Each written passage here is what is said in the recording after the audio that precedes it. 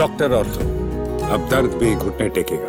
कोई माफिया हिंदुओं को नहीं धमका सकता, ये कहना है उत्तर प्रदेश के मुख्यमंत्री योगी आदित्यनाथ का। उत्तर प्रदेश के मऊ जिले के मधुबन विधानसभा क्षेत्र गांधी मैदान में एक जनसभा को संबोधित करते हुए मुख्यमंत्री योगी आदित्यनाथ ने विपक्ष और पूर्व सरकारों पर जमकर निशाना साधा।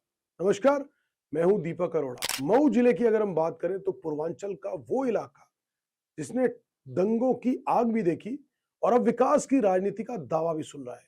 गांधी मैदान में भारी भीड़ जुटी थी। मंच पर मुख्यमंत्री योगी आदित्यनाथ थे और सामने बैठी जनता से ज्यादा उनके निशाने पर था विपक्ष। योगी ने माइक संभाला और फिर शुरू हुआ कानून व्यवस्था, दंगों और माफियाओं पर सीधा हमला। मुख्यमंत्री योगी आदित्यनाथ ने तीखे शब्दों में कहा और बेहद साफ शब्दों में कहा कि आज कोई माफिया खुली जीप में घूमकर पिस्तौल लहराकर किसी हिंदू को डरा नहीं सकता।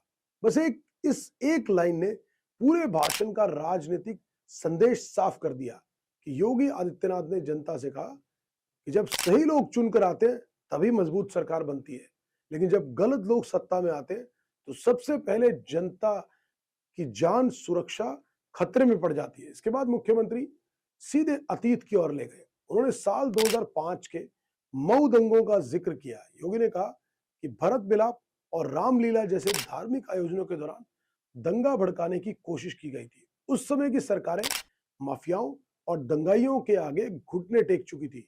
मुख्यमंत्री ने आरोप लगाया कि उस दौर में रामलीला, यज्ञ, रामनवमी, जन्माष्टमी और शिवरात्रि जैसे आयोजनों में जानबूझकर व्यवधान डाला जाता था। निर्दोष हिंदुओं का कत्लेआम होता था और सरकार मूक दर्शक बनी बैठी रहती थी। योगी ने कहा कि हालात इतने खराब थे कि अगर गरीब लोग चंदा इकट्ठा करके कोई धार्मिक आयोजन करना चाहते तो उन्हें अनुमति तक नहीं दी जाती थी। उन्होंने उस दौर को अराजकता का तांडव बताया और शायद उत्तर प्रदेश के सबसे बुरे और खराब दौर में भी बताया।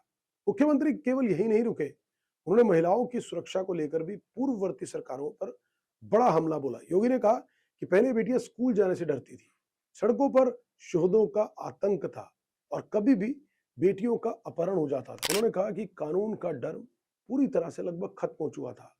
व्यापारी वर्ग इतना डरा हुआ था कि सूर्यास्त से पहले दुकानें बंद करके उनको ये होता था कि हम सुरक्षित घर पहुंच जाए, इससे पहले कि उनके साथ कोई अनहोनी घटना हो जाए।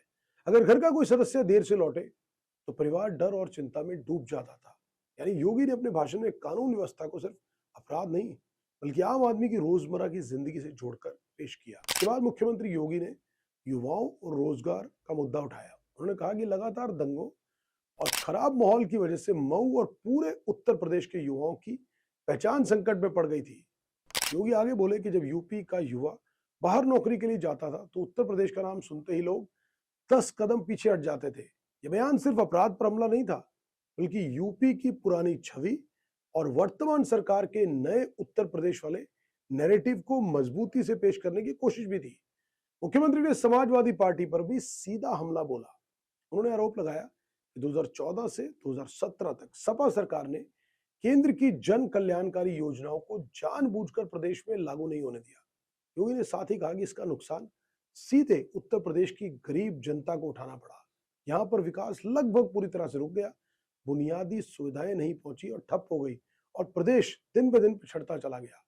दरअसल लोकसभा चुनाव के बाद अब बीजेपी लगातार कानून व्यवस्था और हिंदुत्व के मुद्दे को फिर से धार देने की कोशिश में जुटी हुई दिखाई दे रही है। मऊ जैसे इलाके में योगी का यह भाषण सिर्फ विकास का बखान नहीं था, बल्कि पुराने दौर और वर्तमान सरकार के बीच तुलना पेश करने की कोशिश भी थी। एक तरफ दंगे, माफिया और डर का जिक्र, दूसरी तरफ सुरक्षित और विकसित यूपी का दावा। यानी संदेश साफ था, बीजेपी जनता को यह याद दिलाना चाहती है कि पहले क्या था और अब क्या है। लेकिन विपक्ष भी लगातार सरकार के दावों पर सवाल उठा रहा है। कानून व्यवस्था, बेरोजगारी और सामाजिक तनाव जैसे मुद्दों पर सरकार को घेरने की लगातार कोशिश जारी है। ऐसे में मऊ की यह जनसभा सिर्फ एक राजनीतिक कार्यक्रम नहीं रही, बल्कि आने वाले चुनावी और सामाजिक विमर्श की झलक भी बन गई। फिलहाल गांधी मैदान से दिया गया योगी आदित्यनाथ का यह संदेश पूरी तरह से साफ था कि बीजेपी अपनी राजनीति का केंद्र फिर से कानून व्यवस्था, हिंदुत्व और मजबूत शासन को बनाने जा रही है। अब सवाल यही है, क्या जनता इस नैरेटिव को फिर स्वीकार करेगी या विपक्ष सरकार के दावों को चुनौती देने में सफल होगा। लेकिन जो भी है, इतना तय है कि मऊ से निकली ये सियासी आवाज आने वाले दिनों में पूरे उत्तर प्रदेश की राजनीति में गूंजती रहेगी। डॉक्टर ऑर्थो, अब दर्द भी घुटने टेकेगा।